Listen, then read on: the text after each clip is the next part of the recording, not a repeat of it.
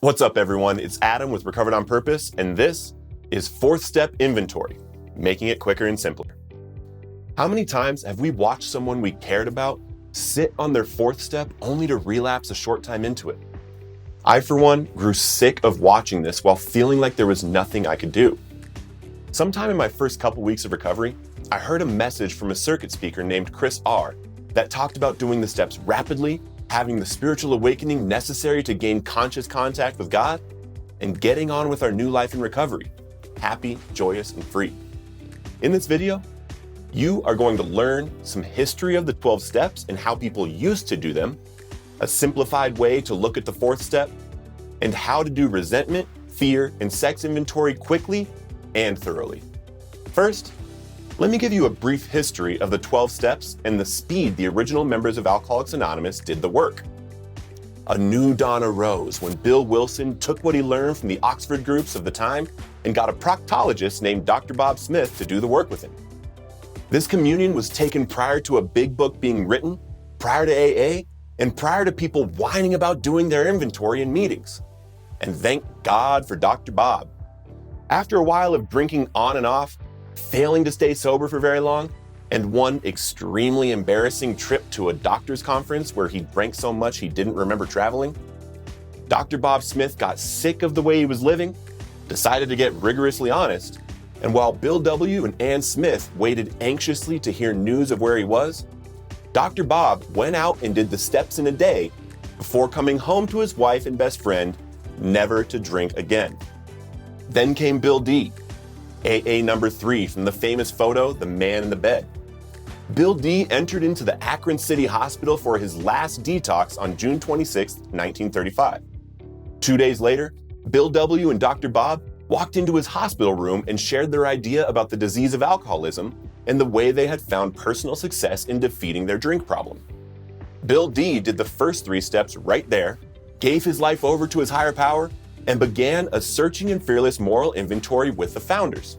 It was less than 1 week that he was doing his amends and out looking for more people to help with the message. Bill D.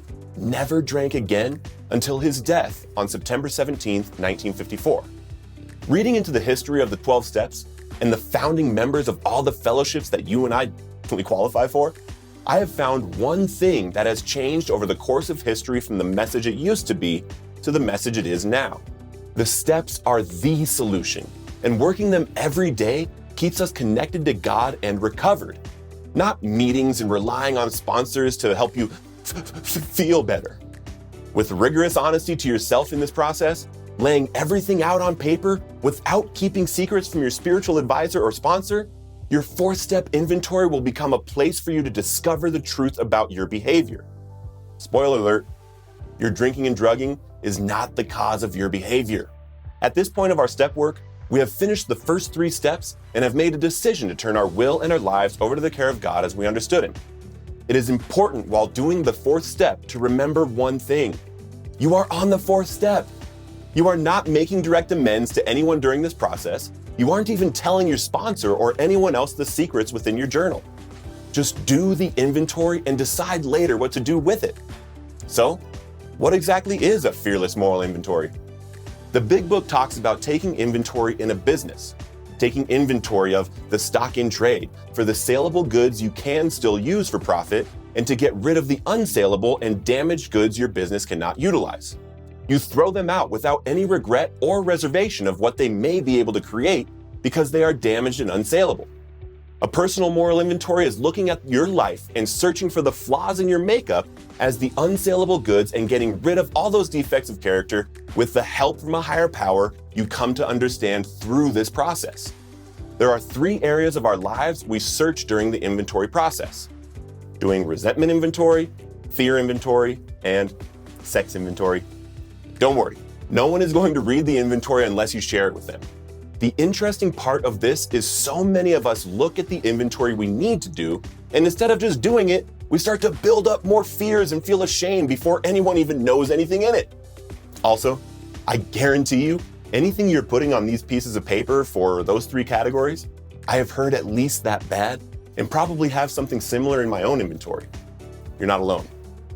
Starting off with resentments is always the easiest thing to do.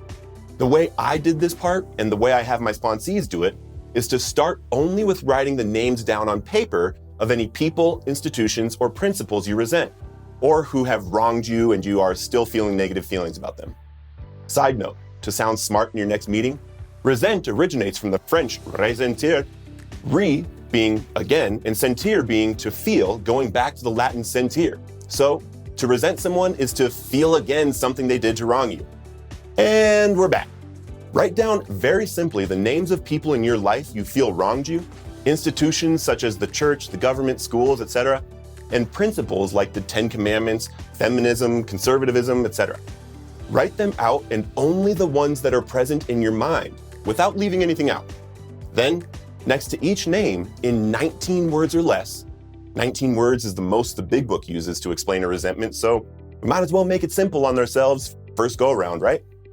Write down the cause of the resentment.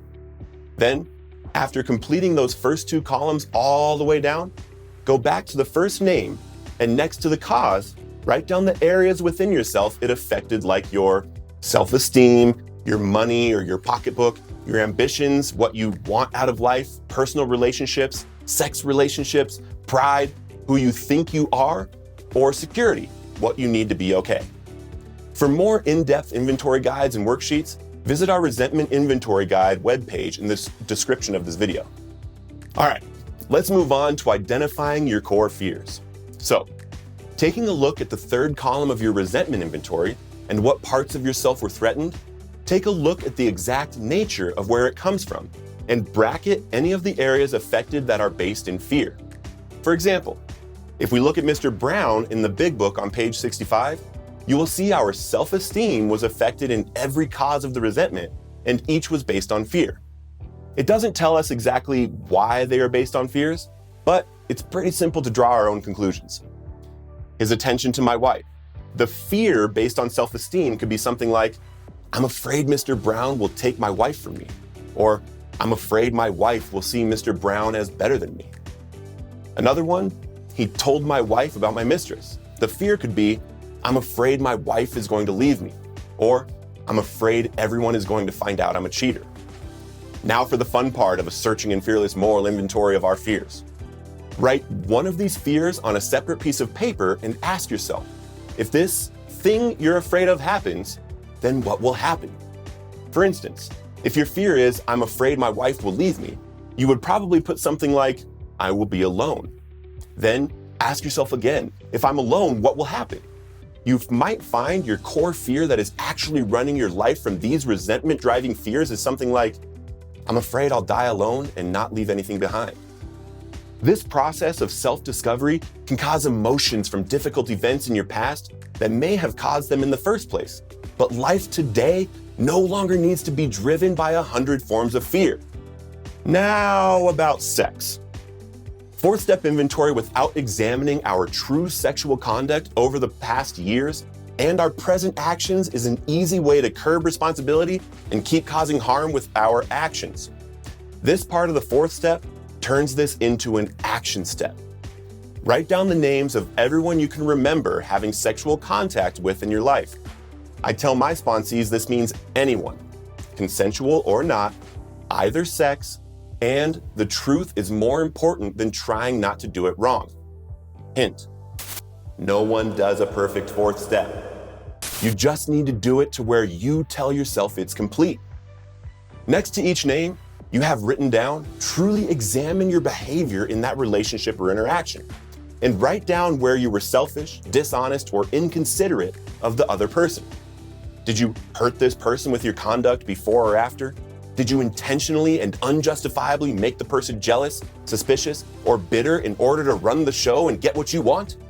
Answer all these questions with true honesty, and you will discover a lot about yourself that can be improved on for how you show up in your relationships. Now for the fun part. Next to these questions being answered above, write down where you were at fault for anything harmful that happened and what you should have done differently in that situation. Now, you're not allowed to write down, I never should have slept with her or him. That doesn't do us any good for future situationships and relationships. Something like, I should have been honest about my intentions from the start. I should not have told him or her about other people I was talking to make him or her jealous so they wanted me more. I should not have thrown a plate at his or her head. Things like that. Meta searching implies many of these answers will not come out right when you begin to write. You must search for the answers and they will come to you. Ask God, remove my selfishness and help me take responsibility for my own actions. He will show you the truth. On day 25 of my addiction recovery, I had finished this step and went out to a secluded spot with my sponsor and read him everything I wrote. And we talked about parts of my life I wrote down I had never told anyone. In my experience that day, I didn't feel an enormous sense of weight coming off of me. I didn't feel anger leave me as I shared. And I did not know my addiction was being lifted for me never to return. The morning after was my spiritual awakening. I was riding in my sponsor's 1983 Mailman Jeep on the way to do our 6, 7, and 8 step. And for the first time in my life since I was 12 years old, I had no desire to drink or use.